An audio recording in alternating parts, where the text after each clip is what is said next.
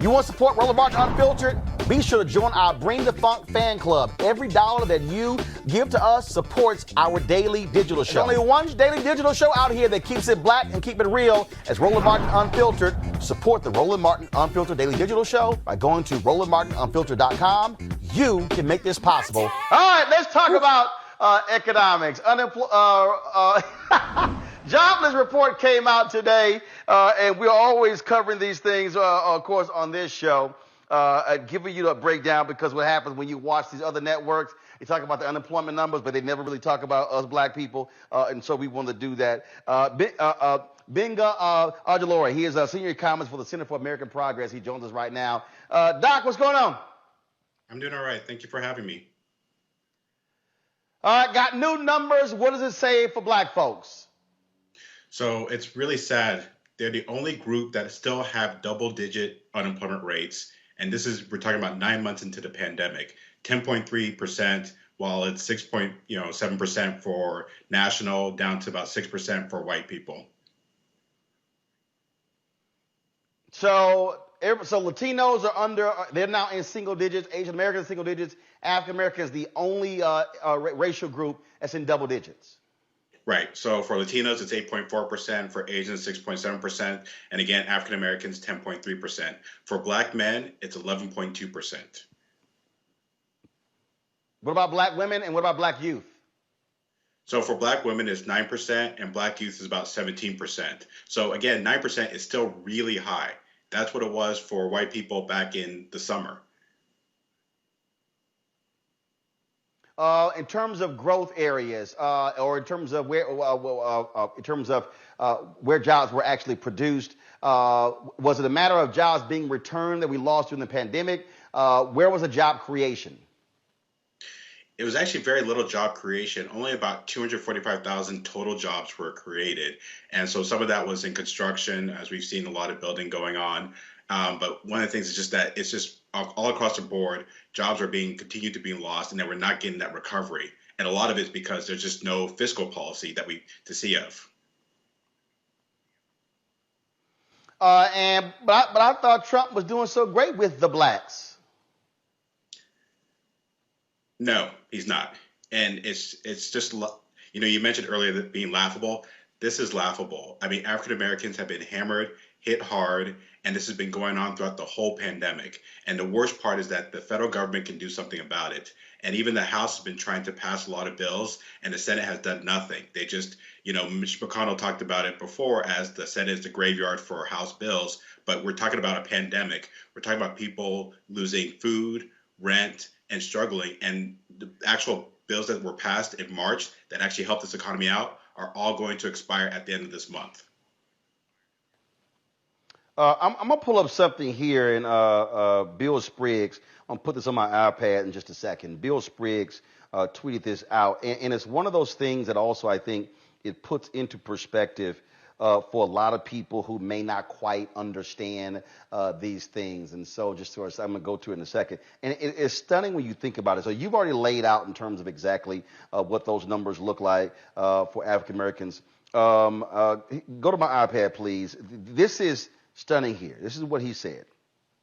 The black unemployment rate in November was 10.3%, still above the national unemployment rate for high school dropouts. That means that overall, the black unemployment rate in America is higher than it is for high school dropouts. Yep. Bill is correct. And then one of the things that he's talked about, and I've talked about too and written about, is that our labor market is designed that way. It's designed to create these labor market disparities that African Americans are worse off. And this pandemic, throughout this 9 months, we've seen this play out automatically. And that's why we really have to have a lot of fiscal policy. We have to pass a lot of stuff to help people out, and not just white people, but help everyone out. Again, not good as well, but it's good for us to have the information and know what our agenda should be moving forward. Benguh Ajiloray, we shall appreciate it, man. Thanks a lot. Thank you for having me.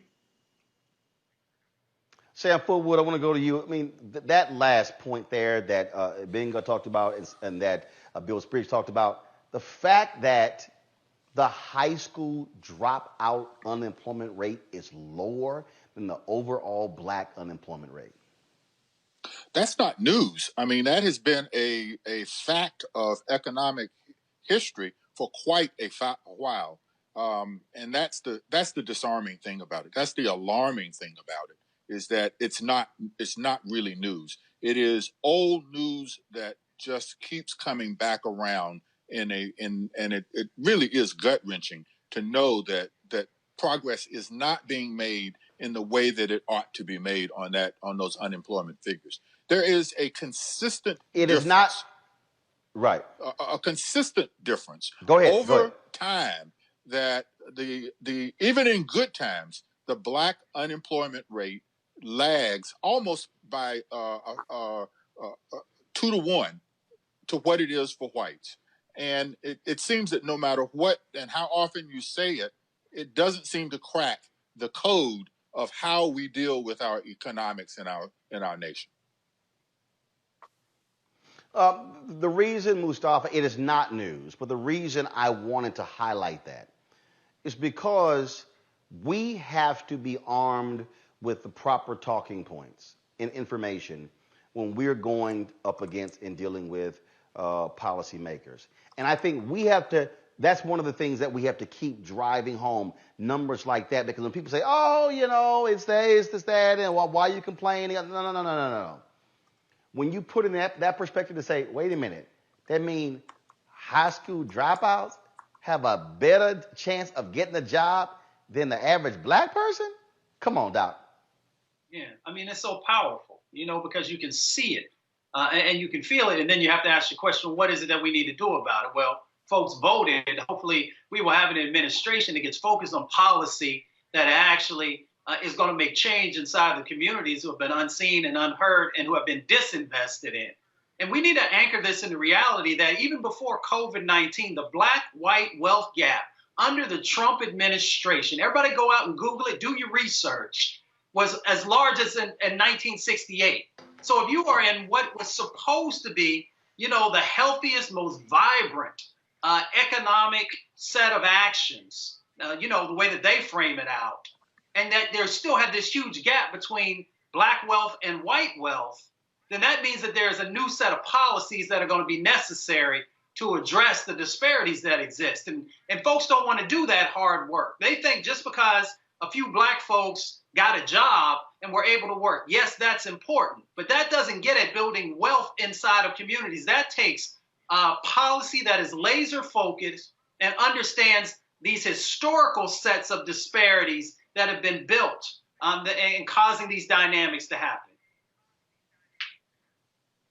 Greg, we talk about that particular point, but also the stat that is critically important. That is that a white high school graduate makes more than a black college graduate.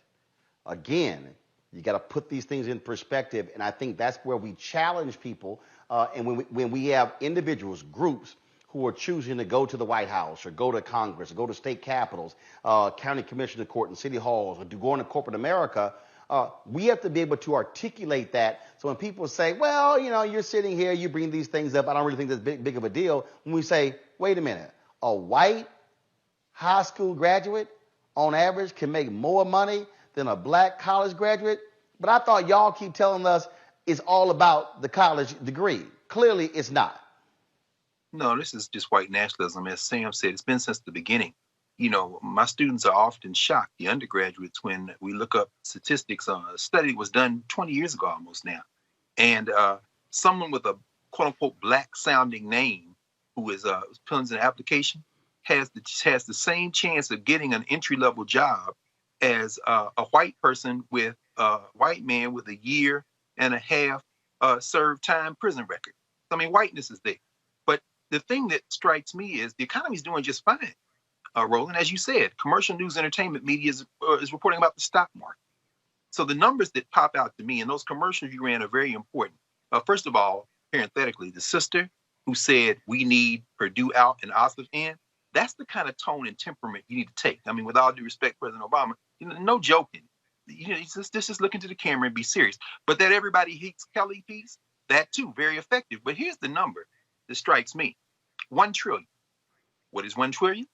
$1 trillion is how much 650 billionaires in this country have made since March. A 34% increase in those 650 billion, of which 47 are new billionaires.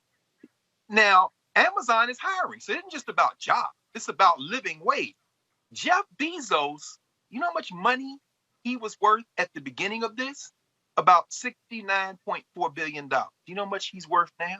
182.4. Elon Musk at Tesla started this pandemic at 24.6 billion. He is now at 126.2 billion. There are 7 million people facing eviction by the end of this year. And the voters of Maine, the white supremacist voters of Maine, like the rest of the white people who haven't voted for a Democratic president since Lyndon Johnson, put Susan Collins back in the Senate, and she's going to protect the interest of these billionaires. You want to understand why voting is important and why these next few weeks in Georgia are important? These people are in office to protect the billionaires. And the hillbillies don't have enough sense to realize that they have already been discarded. Now, if we're going to stand in harm's way after that, we just need to run the numbers. The economy's doing just fine, brother. Because we are roadkill. And that's what the Senate is there for, to ensure that we are. It's time to be smart. When we control our institutions, we win. This is the most important news show on television of any racial background. Y'all put $2, $3, $4, $5, $10, $15, $20, $30 on this and keep this going. What you've done, Roland, since this crisis came out in full bloom. Anybody watching this, tell your friends. Go back and look at the last 2 weeks, especially of Roland Martin Unfiltered. I mean, hell, go back and look at the last 2 days. You've had sitting United States senators today, Klobuchar and Harris. Whatever you have that you can bring to Roland Martin Unfiltered to support it, please do, because this information may literally save your life. Watch Roland Martin Unfiltered daily at 6 p.m. Eastern on YouTube, Facebook, or Periscope, or go to RolandMartinUnfiltered.com. Support the Roland Martin Unfiltered Daily Digital Show by going to RolandMartinUnfiltered.com. Our goal is to get 20,000 of our fans contributing $50 each for the whole year. You can make this possible. RolandMartinUnfiltered.com.